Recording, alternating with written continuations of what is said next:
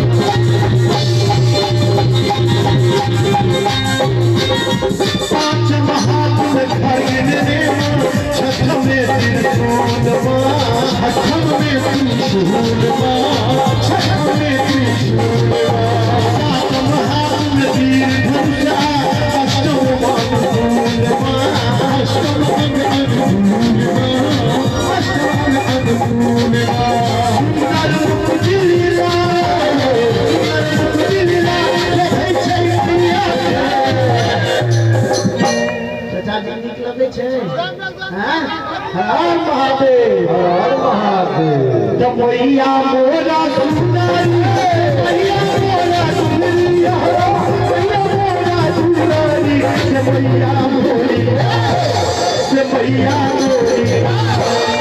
अरे मैया के नाम पर तुम हाथ उठा दिएगा चहुदिस पोरे हो जाएगा मैया मोरी चहुदिस पोरे हो जाएगा मैया मोरी।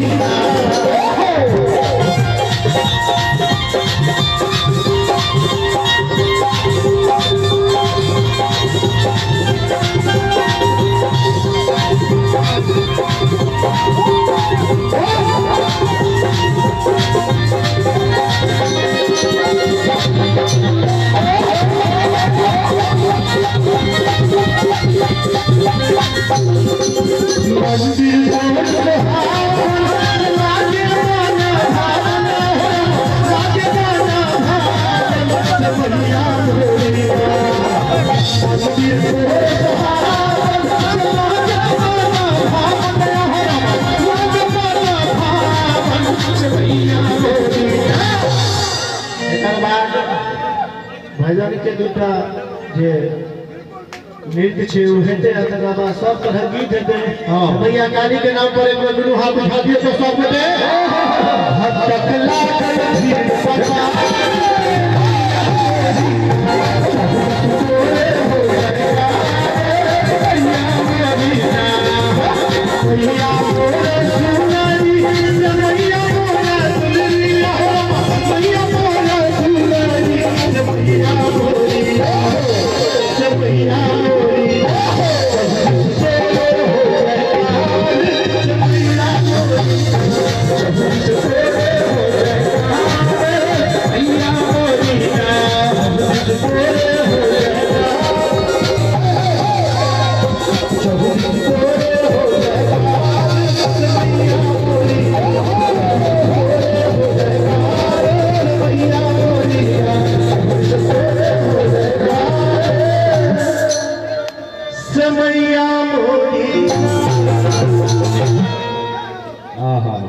क्या हीरो नंबर 1।